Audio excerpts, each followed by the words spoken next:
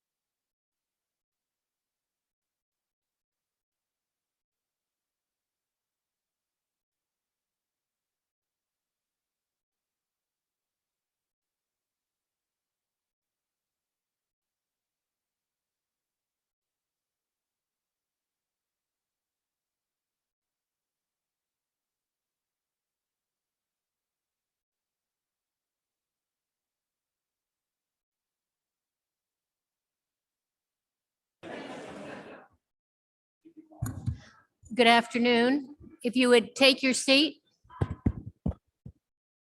Good afternoon. If I could have your attention. You are in the Special Subcommittee on Redistricting and Elections, and we are beginning our meeting. Before we start, if you would, Representative Williams, if you would give us a blessing. I will. Thank you, Madam Chair. Let us bow our heads. Dear Lord, thank you again for the many blessings you've bestowed upon each and every one of us, dear Lord. Thank you for another day for us to be here to do the people's work. Again, thank you so much for all of our blessings. Please bless our men and women in harm's way. Please heal this sick world of this virus. Please bless our men and women in law enforcement as they go about to protect us. In thy name we pray, amen. Thank you very much. As we get started, I want to note several things so you will be aware of it. We will not take any votes in here. This is hearings only for all of the bills. And we are going to get started with HR 580. Representative Neal, if you would come to the podium.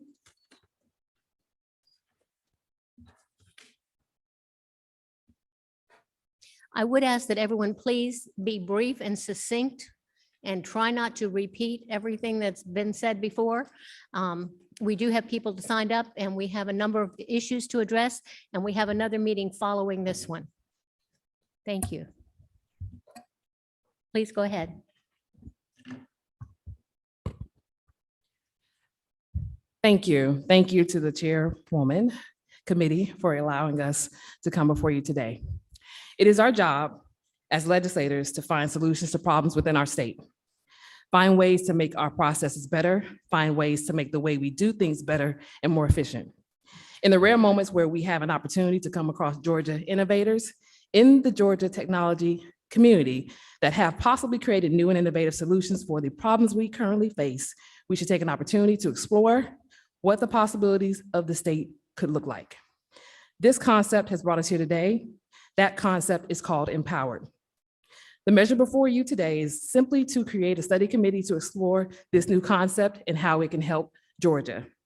Not to belabor the point, I want to introduce to you Horace Williams, the creator and owner of Empowered. And with that, I will let him start his presentation. Horace Williams.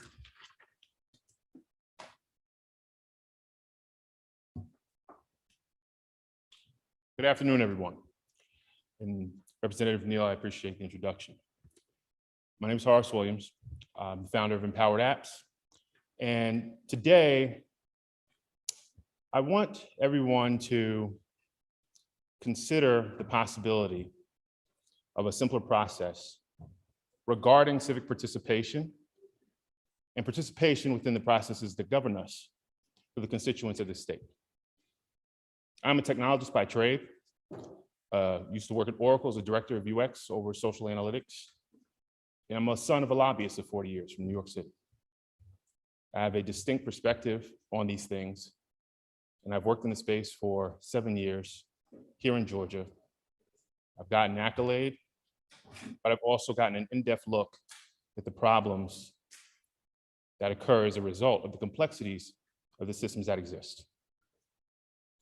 What I've done is taken the time to look at what really is the underlying problem regarding people's ability to participate effectively, but also in a means that makes the processes that you all have put in place more efficient. The technology I'm offering is not only a consolidation of government organization activities, elected leader engagement, voter enablement, and so on for the state of Georgia. But I've also built it in a capacity that allows counties, cities, community organizations, homeowners associations, even student government associations, to have a single framework to identify how they can participate, then also facilitate that participation. I know everyone has a lot of questions, or maybe you don't. But hopefully the booklet addresses some of those things, and obviously I'm here to address them as well. But in closing, my hope is that you will see today, at minimum, an opportunity for us to work together, leveraging the foundation and the ideologies that I put forward here today,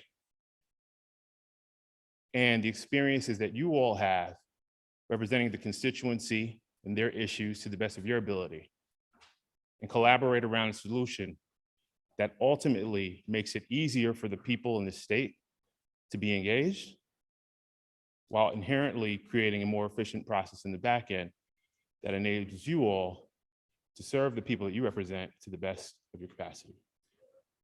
Thank you. You have a couple of questions. Yes. See, Representative Gullett, do you have a question? Mine might be for the author of the bill, potentially. So is now the appropriate time?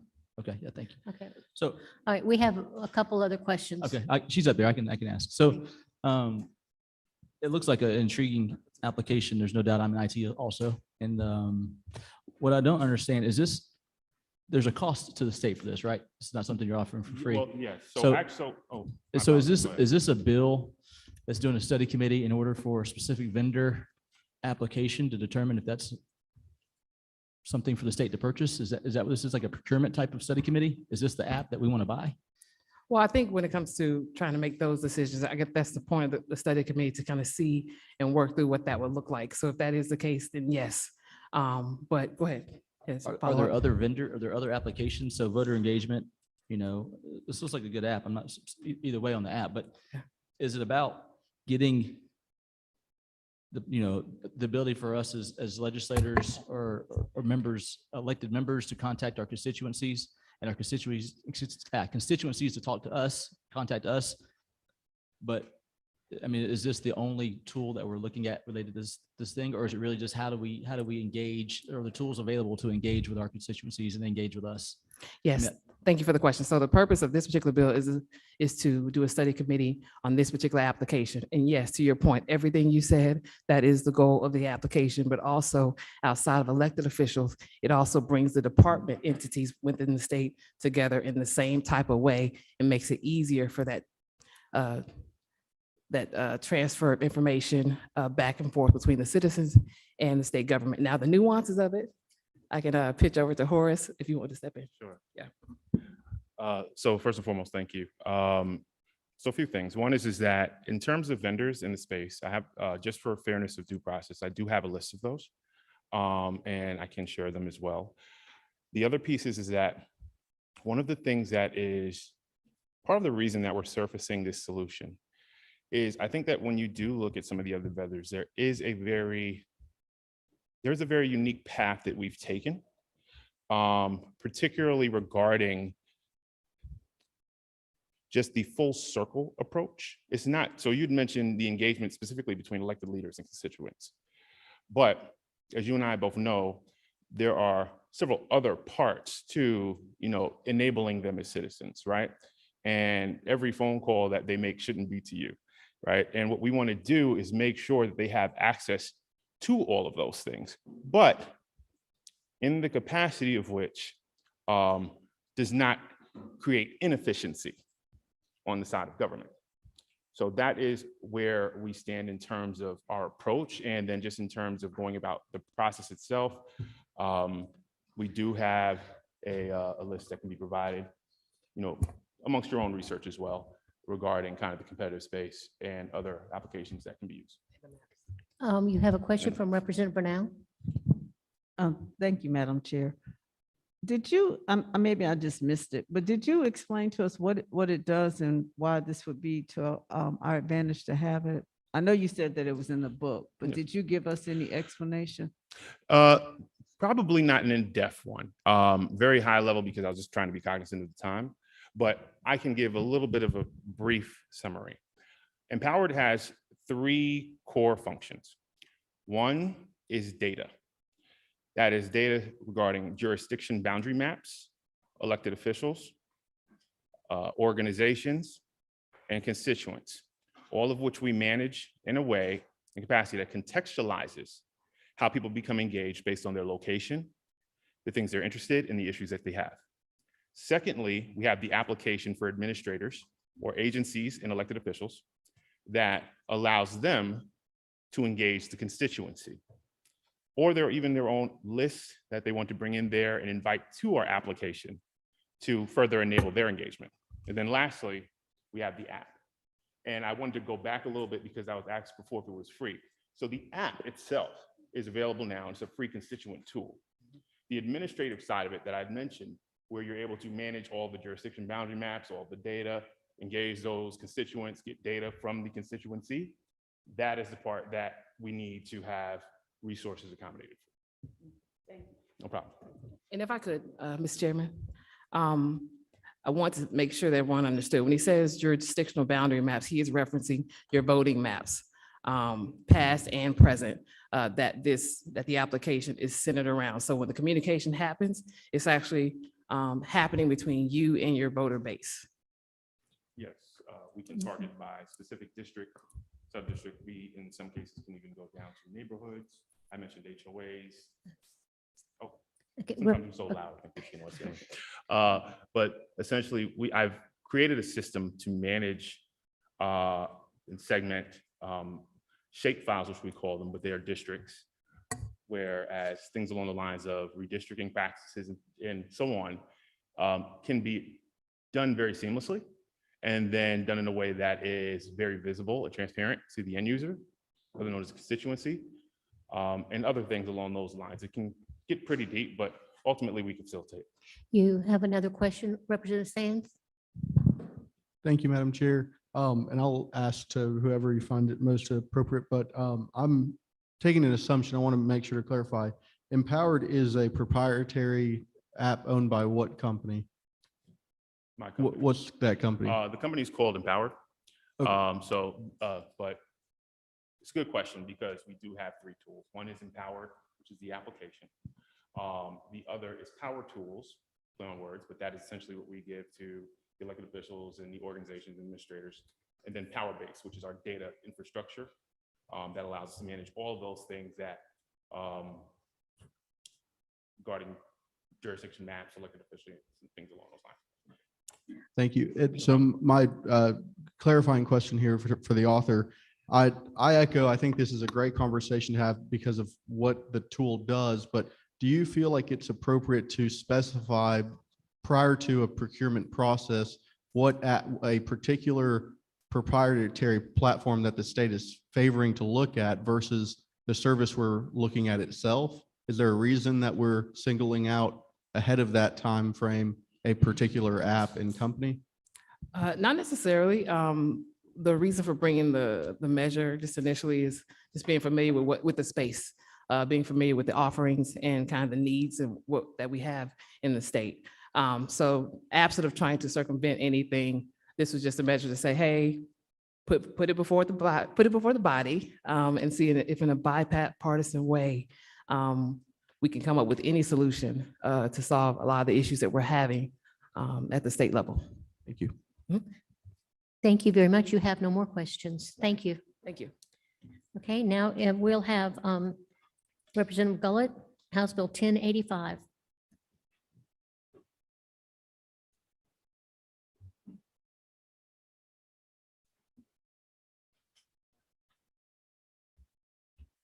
Thank you, Madam Chair. This is House Bill 1085. I'll give you the LC number. It hasn't changed. It's LC 280401. And this is a bill that expands instant runoff voting, also known as IRV here in Georgia. As you might recall, SB 202 already provided that IRV be used in military and overseas voting. And what this bill is doing is expanding it to the municipal elections. If the municipalities choose and opt in, and they opt in by conducting, by passing an ordinance in their cities, the ordinance must be adopted 180 days prior to the election. So the problem with elections sometimes are, especially in cities, my city in Hiram, which I represent, they have an election and they don't want to pay for a runoff. So they do an election of plurality. meaning potentially someone with 30% of the vote could win, or 35% of the vote could win, not majority. And so they don't do runoffs. And so theoretically, you have a city council member who got 32% of the vote, who's now a city council member. It could be that they would have won. It also could have been that, 68% where people were against them. And so what this would do, would it go through multiple rounds, tabulated at one time. So you vote for your first choice, your second choice, your third choice, your fourth choice. And that's how it exhausts. So it's all at one time. It's basically an instant runoff at that point. And someone will win with a majority rather than a plurality. So maybe you might not be someone's first choice, but you might be their second choice. And overall, you win that election. And I think this has been done in a number of states already. Utah is a great example. And in Utah, 99% goes to the top two candidates. So 99% of the people who won were the top two candidates in the very first one, if it does go to another round. So it's not like the third round or the third choice is often winning in the evidence that we have before us. But that's the gist of the bill. I'm happy to answer any questions. And if you haven't seen, we also have an example of what that would look like. That's an important part, I think, to this. If I haven't gotten it to you, I'll get it to you. But again, this is just expanding it. It's already allowed as per SB 202 for military and overseas voting. You do have a question, Representative Thames? Thank you for bringing this forward. Would it be fair to say that this would put local governments in a position to save a considerable amount of time and funding for the runoff? Yeah, absolutely. I think somewhere I was reading there were, in 2021, there were 28 municipal runoff elections here in Georgia. That's 28 cities who paid for another election. Oftentimes, the city of Atlanta just had one for their mayor. I think it was well over, $1 million, maybe multiple millions of dollars to have that election. This would save that for them. Okay, I don't see any other members that have a question, but we have several people that would like to speak to the bill. Let's see, Chris Coughlin, if you would come up to the podium, please.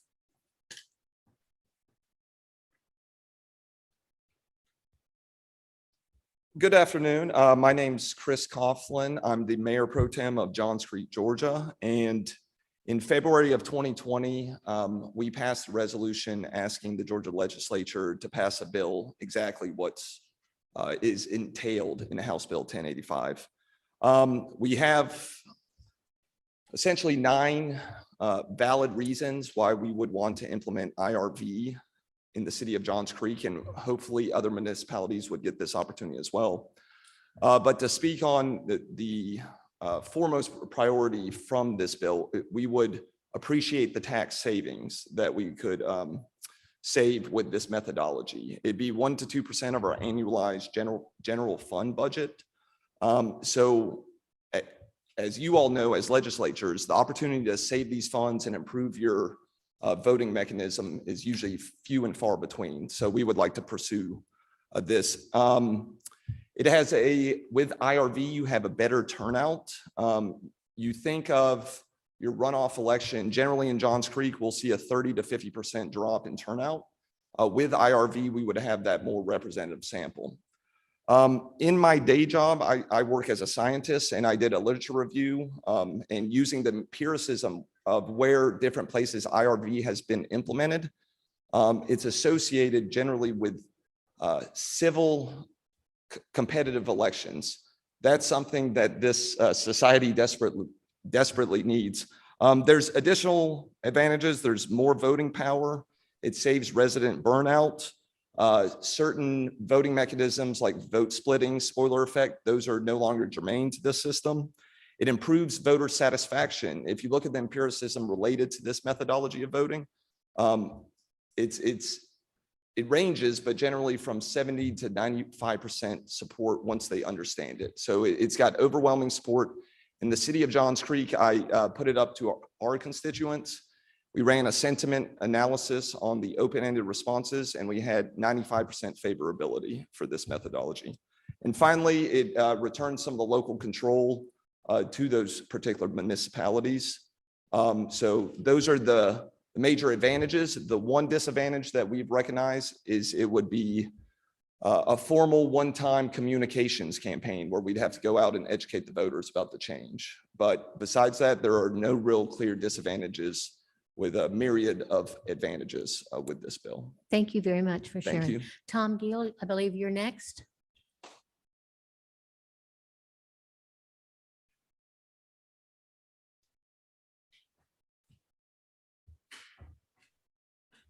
Madam Chair, members of the committee, I'm Tom Gale, the Director of Governmental Relations for the Georgia Municipal Association. We appreciate Representative Gullett bringing this bill. It will potentially result in cost savings, and it is also flexible for the local governments which choose to adopt this method of voting. We're fully in support of the bill. Thank you. Thank you, Madam Chair. We have several people that want to speak to a couple of bills. So we'll start with Marilyn Marks. If you'd address your comments, come to the podium. Yes, I'm speaking by Zoom.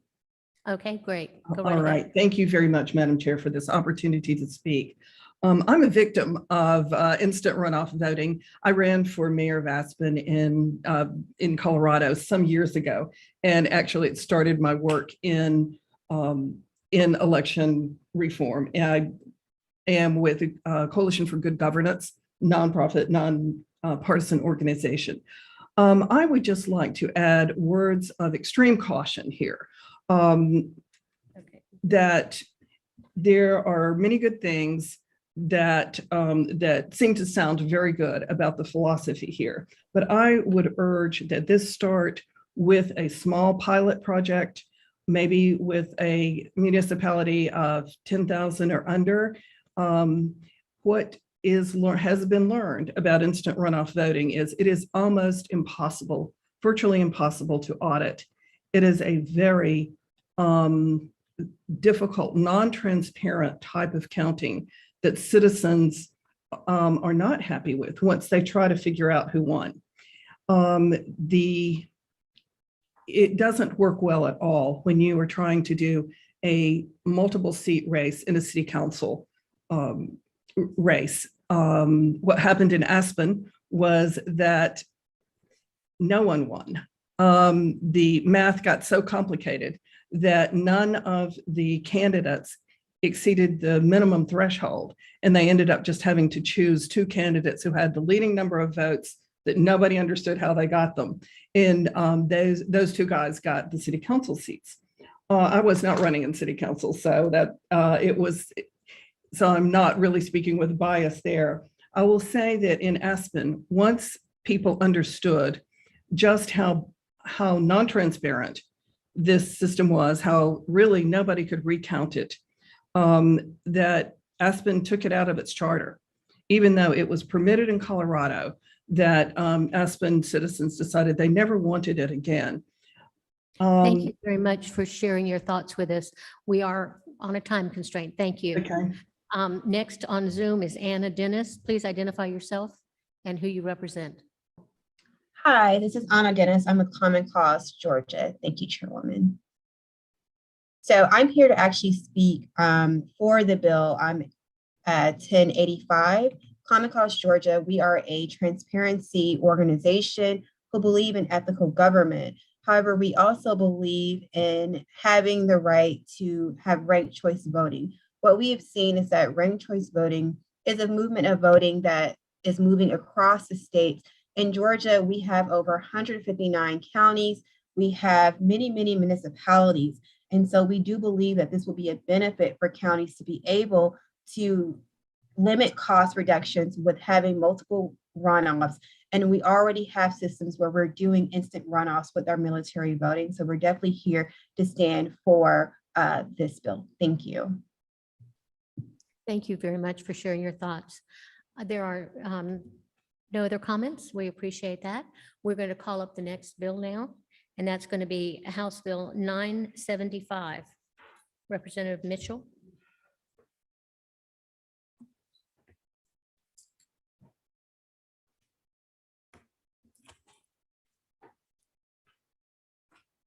Thank you.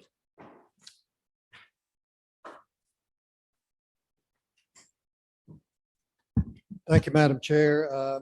Today I bring to you House Bill 975, which is LC 280398. And what this bill does, I was asked to bring it by the probate judges. What this bill does would give a probate judge who is still conducting elections in their county the opportunity to step down and no longer serve as the election superintendent. There's 29 counties left in the state of Georgia that still, the probate judge still conducts elections. I have a signature by all 29 of those judges that are asking for the authority to step down if they choose to do so. If they step down, then it would be up to the county governing authority to create a board of elections, at which time they would then conduct the elections and the probate judge would be relieved of their duties. You do have a question? Yes. Representative Thames? Thank you, Representative Scoggins, for, Yes, sir. and I know you have a good bit of experience. I know you were a probate judge, correct? But did your county have elections, or do you have elections I responsibility? did for one election, and then I gave that up through a local legislation, and a board was created back in 1992 when I was serving. Thank you. So currently, if a probate judge didn't find it within their that they had the adequate resources or capacity to look at elections, they could contact their local legislators and pass a local bill with assumably the support of their county, right? You could, the only issue you may get was through the commissioner's office or the county governing authority kind of bickering between each other as far as the probate judge wanting to give up elections, but the commissioner's office not wanting them to do so. Sure. This takes away, or this gives another avenue for a judge to decide themselves where they currently don't have the decision to fulfill their obligations at this That'd time. be Thank correct. you. Thank you. You have a question, Chairman Fleming? Thank you, Madam Chair. We've already established why we call you judge, because you used to Okay. do this, right? All right. Yeah, so you know about what you're talking. Look, I have complete sympathy for anybody who doesn't want to have anything to do with elections. I agree. I understand that, how difficult it has become. And I think Representative Saines made the only point that I wanted us to realize what we would be doing here, as I understand it. And you and I have had this discussion. We have. The current authority to do this does lie within us as legislators in our local county, because it takes us to pass local legislation to make this change.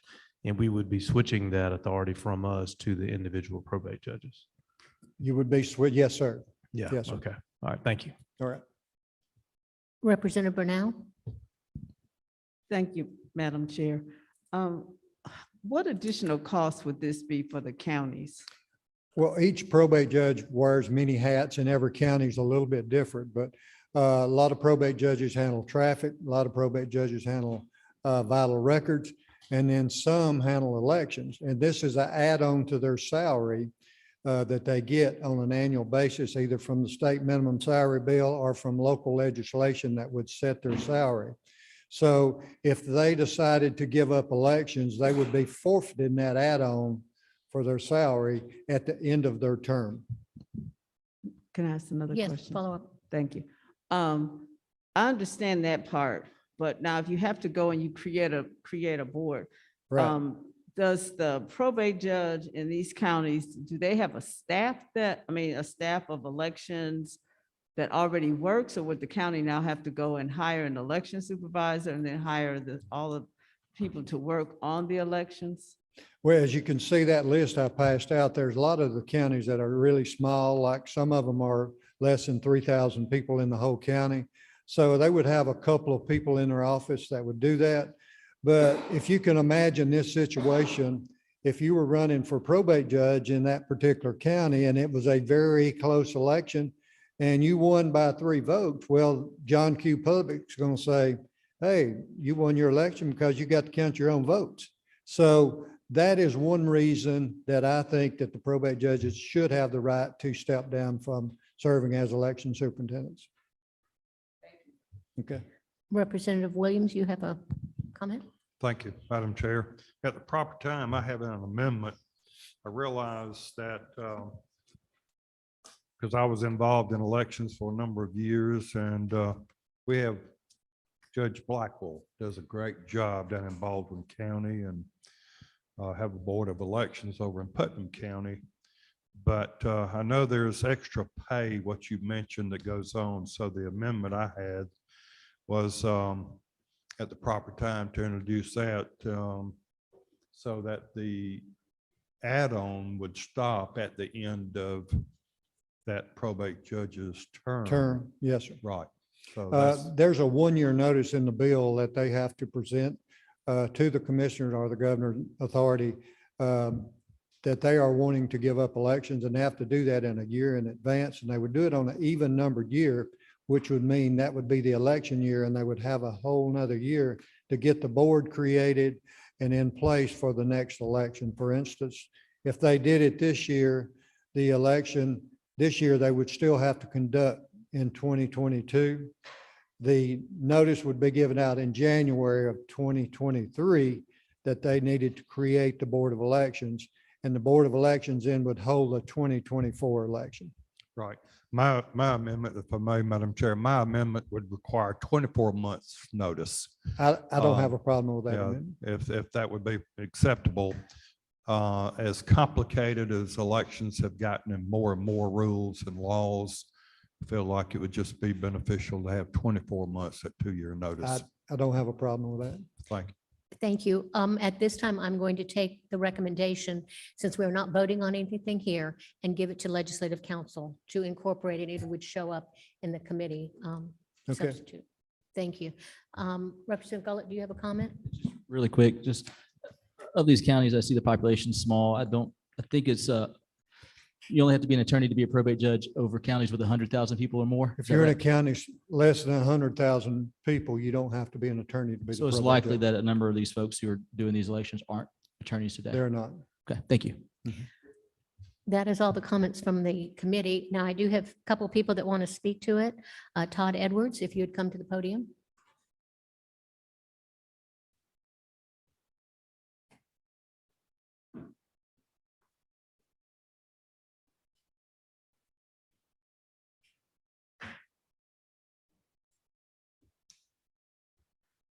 Good day, Madam Chair, members of the committee. I'm Todd Edwards with the Association of County Commissioners of Georgia.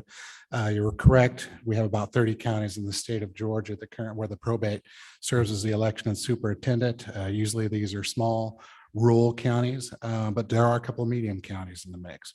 ACCG opposes this legislation as it would force these counties to expend additional dollars to set up an elections board superintendent. Many of these counties are already struggling and will be hard pressed to find the necessary funds to do so. We feel that the current system is working just fine. It was mentioned earlier where probate judges and their local legislative delegation can work through the local acts, the legislative process to change the responsibilities of elections, and we'd like to see it continue going that way. Should this committee and the General Assembly ultimately choose to move forward with this bill, it was brought up through the proposed amendment, we would like to ensure that the supplement for handling elections end at the time that a probate judge's elections responsibilities end. And with that, Madam Chair, I feel I've been brief, but I'd like to please call up our General Counsel, Mr. Larry Ramsey, to explain that process or Please some of come the forward. issues we see. Thank you. Thank you, Madam Chair. Larry Ramsey with the ACCG as well. To the point that's been discussed some, and as Judge Scoggins already talked about, there is a constitutional component to this about the supplement, that the supplement for elections or any other supplement can't be taken away during the current term of office. So the bill as proposed would set up the potential structure where, use the example that someone is elected in 2022 this fall, and they choose to drop the election responsibility beginning in 2024. In addition to the other expenses that Todd talked about, the county would be required to keep paying the probate judge the supplement for running elections for 2 years when they're not actually running elections.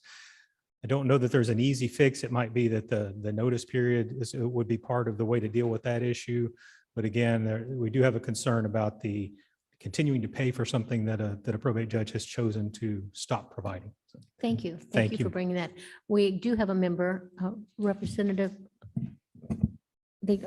Minor. Go right ahead. Thank you, Madam Chair.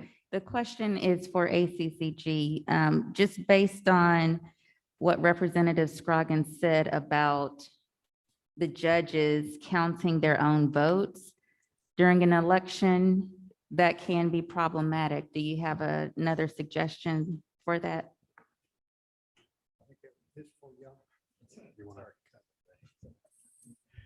My understanding, Representative, that the existing statutes that aren't covered here already deal with that issue, that the probate judge who generally runs election cannot oversee his or her own election, that there's a separate process for how that election gets handled within the larger election scheme.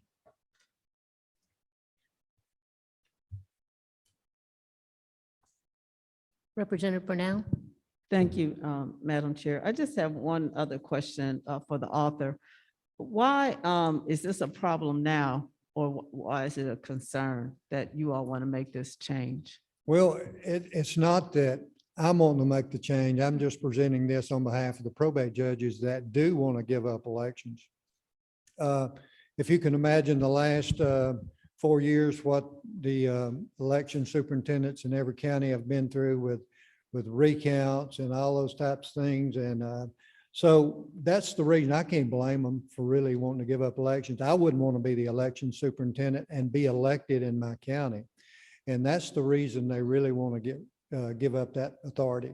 As I mentioned, the probate judges do several different things and have different jobs.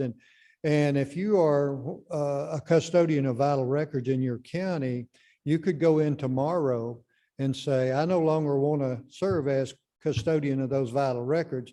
Then it would fall on the county commissioners to create someone else to be the custodian. Most of the time it goes to the health department in that particular county, which means that county would have to fund that also. So, and they would be given, the probate judge would be giving up those funds that they receive for custodian of vital records. So it's just something that they're passionate about, and I wanted to give them that ability to do so if we could. Okay. We do have someone online. Marilyn Marks on Zoom. Again, we need to be brief. If you would, please be to the point. Okay, thank you very much, Madam Chair. We at Coalition for Good Governance do a lot of work in Georgia elections, including small counties, and very much understand the need for some of the probate judges to be able to rely on others to do election work, and therefore very much support the bill, but would also love to see the sponsors consider really making this the new model, so that as probate judges resign or retire, that this becomes the model rather than burdening new probate judges with the complexities of Georgia's election system. So we would very much support it, but I would add that in the bill right now, it says that the nominations should come from the political parties, which we think is certainly appropriate, but it does not state whether you are talking about the state political party or the county political party, if there is one. And we would definitely recommend that it be first to the county political committee, if there is one. And if there is not a local committee, only then should it go to the state political party. Okay, Madam Chair, I can respond to that. Go right ahead. Thank you. Okay, the bill really gives the authority to the county government authority to create the Board of Elections how they choose to do so. Then if they refuse to do that, then the bill goes on to say how the board should be set up, which would be 2 Republicans from each county represented are offered up by the Republican Party, 2 Democrats offered up by the Democratic Party, and the 5th member would be picked by the chief superior court judge in that particular county, which would be 5 members to the board. Thank you very much. Okay. I don't see any more comments, and we will, thank you very much. Thank you, Madam Chair. All right. If you would, we have one more bill, House Bill 933. Thank you. Chairman Blackman, please. Yeah, this is, we are in somebody else's time. Thank you. Okay. Thank you, Madam Chair, members of the committee. Had an awful lot of discussions. Well, bring before you, excuse me, House Bill 933, ballot inspection bill. Had a lot of discussions about some of the best ways to inspire confidence in elections, and transparency bubbles up as one of the very top, if not the top ways to do that. So if you look back, we installed the paper ballot back up some years back, and then last year we made ballot images subject to open records. And this bill would actually make the ballots themselves a matter of public record. So subject to inspection by the public. This is utilized in other states successfully, actually. Some of the little particulars of this bill that it is subject to a reasonable charge by local election officials. It would be used typically in instances where issues with the images themselves are being questioned, and the actual person inspecting the ballots may not handle the ballots themselves. Only by an elected official would those be handled and shown to the person requesting inspection. Certainly have had a number of suggestions have been brought up, and I actually had a substitute crafted that would incorporate some of those suggestions, being that we would move the jurisdiction entirely to elections. A lot of times now, I understand that physically the jurisdiction, that the jurisdiction is under the courts, but that physically those ballots are still retained in the Board of Elections office. So this would kind of, right that a little bit and reinforce some protections for our election officials, and then put some time constraints around when this could happen and how, it would take place. So I would submit that some of those concerns that, keep in mind what's best for the voters. And I think what we should worry about is not less transparent, more transparency. We should be worried about less transparency. And this bill is about creating more transparency. And I would just appeal to the wisdom, really the collective wisdom of the committee for any suggestions or how we might improve this. I think it is a relatively new concept for Georgia. But I do think that it could benefit our voters and our state. You do have a couple of questions. Representative Bernal, again, be brief and to the point. Thank you, Madam Chair. So with that, I'll just kind of combine the questions that I have. I want to know, do the election supervisors support this bill? Does ACCG support the bill? And the part about it's a possibility it could delay the certification of elections by creating, ballots would just be reviewed over and over again. And also budget, who would pay for this? Thank you. Well, to answer your last question, a reasonable charge may be asked of the requester. So whoever may want to look at those, I think you'd have to ask the supervisors and ACCG themselves. They can probably answer that question, and I would not be in a position to do that. And I think lastly, I would just say overall, aren't we really looking for the correct person to be elected to office? So if in fact there is an error or something is wrong, then, and obviously we want to be able to correct this, whether, in whatever time frame we could. So part of the transparency of this is to give confidence, but it's obviously we want to get it right. And at the same time, be sensitive to some of the issues that have been brought up, as I mentioned earlier. Go right ahead. I'm not sure if you answered the question. Are any election supervisors in support of the bill? Have you talked to? Well, that's why I said you would have to ask the supervisors or ACCG whether or not they're in support of the bill or not. Thank you. I don't see any more members, but I do have several that would like to speak to the bill. If you would come forward, Vazu Abraham, man, please come forward. Again, be succinct and to the point. Sure. Thank you. Thank you. Thank you, Chair Taylor, esteemed members of the subcommittee. My name is Vasu Abhiraman, Senior Policy Counsel with the ACLU of Georgia, also a Georgia native, and I've been a poll worker or an election worker at least 6 times over the last 2 years. We believe responsible elections policymaking should be grounded in the reality of our election system. We heard Chair Fleming and some others earlier mention that people don't want to be a part of this system. The reality is that there's no staff, there's no money, there's no time left in this system. You can look around at job postings across our state, and you will see an unholy trinity being offered of low pay, long hours, nights and weekends, and a maelstrom of misinformation at best, and at worst, threats of political violence. This bill threatens to divert resources that don't actually exist to an end that we don't believe is fully justified. Imagine if small businesses in our state were struggling the way elections offices were.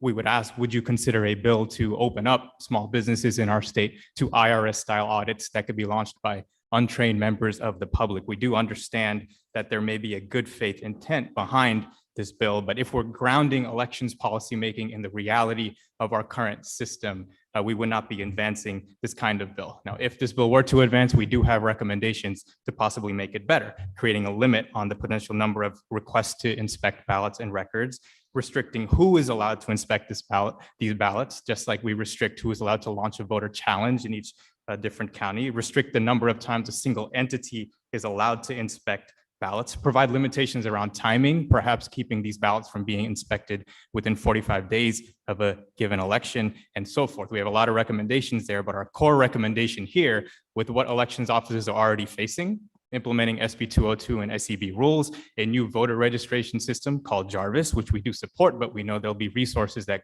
go into that, and redistricting configuration, among other things. Elections offices are dealing with enough in our state. Small rural counties may be hit the hardest. We just have limited resources in our system. Let us ground ourselves in the reality of our current election system and understand that this policy would be implemented within that current reality. And with that, we advise you not to advance this bill and instead to think of ways to make the lives of our hardworking elections officials easier and not harder. I yield for any questions. You don't have any questions. Thank you very much for sharing with us. Okay, Cindy Battles, if you would come to the podium.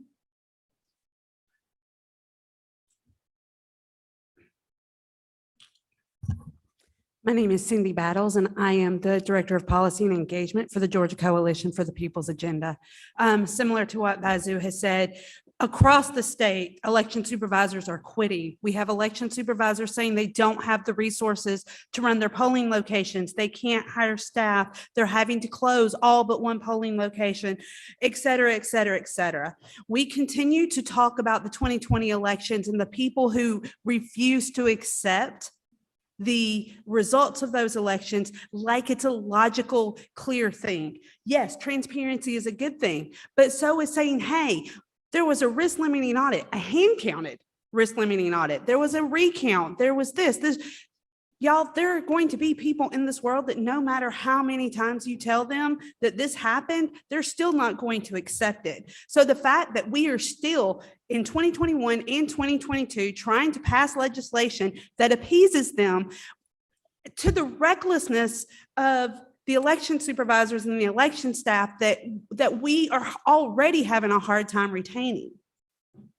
This bill, while again, I am sure Representative Blackman has good intentions, and yes, transparency is a good thing, there is a limit to what our election supervisors can do, and this definitively crosses that line.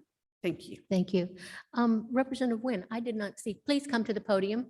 I didn't realize you were there. Thank you.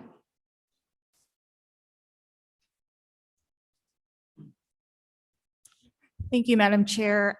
First, I want to thank Chairman Blackman for being open to having conversations about this legislation. I think it's incredibly important when we are drafting and attempting to implement legislation, we always consider the unintended consequences of what that would look like.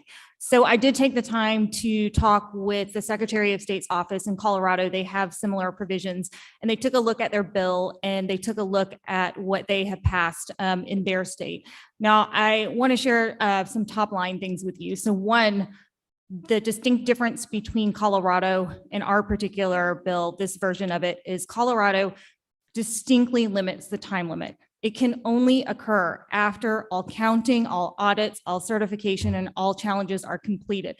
And this is critically important because we do not want this to be used as a tactic to delay certification of elections.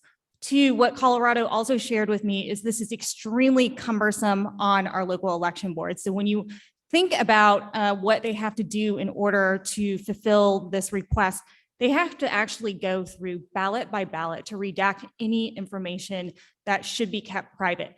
And that means pulling off their staff members and giving them this task. It could require months of work just to be able to get to the point where those ballots are protected and that private information is protected. So I have some top line suggestions that I think we should consider as a committee. One is to limit the time limit and make it very clear that it should only take place after elections are certified, and perhaps putting on a time limit. I think the suggestion that we heard before was 45 days, but even considering 60 days. To the members of the public who are requesting this, they should be subjected to the same code of conduct as poll watchers and ballot monitors. We know election officials and supervisors are being threatened, they're being harassed, so we really want to make sure that they're protected when members of the public are asking for this. And so subjecting them to code section 21-2-408, as well as 21-2-386. That's already in our state law. If you're going to request to inspect, you should respect our election workers.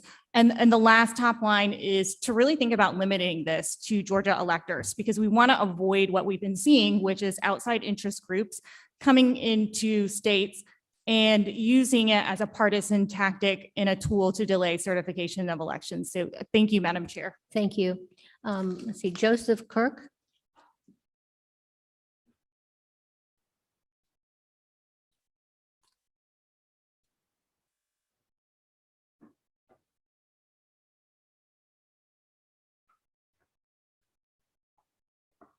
Thank you very much, and I'll be brief. My name is Joseph Kirk. I am the election supervisor for Berks County, Georgia. I also serve as a secretary for the Georgia Association of Voter Registrars and Election Officials on multiple election task forces, but the opinions I share with you today are my own. I come before you to speak in opposition to 933 as it's currently written. I personally think that removing the seal from those records under the court supervision is a mistake and unwise. But if you choose to remove that seal, I ask you to consider two things. First, and there's been a lot of talk today about election officials' time and resources. At that point in the process, those are no longer my records. I turn those over to the clerk court and they stay under seal for 2 years there. There are some counties where the clerk delegates the election official as the person responsible for those records. I think that's a mistake.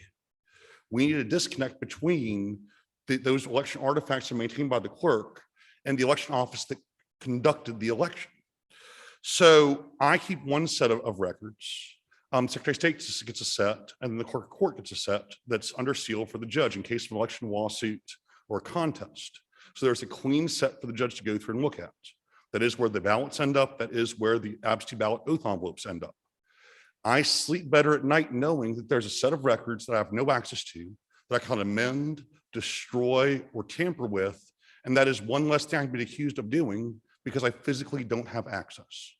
And then later on, if you want to compare, the judge wants to compare those records, the records I maintain, they can. But I do not have access to those records, and I think that electors having those records is a mistake in the long term. The other thing is that those, like I said, those records are under seal, so the judge has a clean set of records to go to. I've never heard of somebody going down and requesting to see a murder weapon as a public record. That's evidence. And at this point in the process, those election artifacts become evidence in case of some kind of civil action. So, you know, I really think that if you choose to go down that path, if you want to make those records public, and there's more to this than just the ballots, there's other things that are under seal that you're opening up to public inspection, there needs to be strict chain of custody in place, similar to legal proceedings. At the minimum, you know who touched the records, why they touched them, when they touched them, who was present. And I worry that the more we mess with those records, with that set of the records, the less trustworthy they'll be in a civil action. And then I do believe we have opportunities to improve transparency and confidence in the integrity of our elections. As you mentioned, the ballot images are now public record, and I think that's an important thing. Those images are created at the time the ballot is scanned. It even includes a set of records of how the system processed that ballot that people can see. We can expand risk limiting audits and canvassing procedures. You know, all these things folks are concerned about should be addressed during the election administration and during the canvass. And we need a stronger definition of that and stronger procedures for that. We could even incentivize poll watchers to make sure folks are there to observe, or increase education on and help people understand how elections actually work. but I'm not sure how removing one of the few protections that I have against unfounded allegations and, opening evidence to public inspection accomplishes the goal of increased integrity. But thank you very much. I appreciate your time. Any questions? You have no questions. Thank you very much, everyone. I'm sorry, but we are way out of time. We have 2 people on Zoom and I apologize, but we are out of time. We adjourn.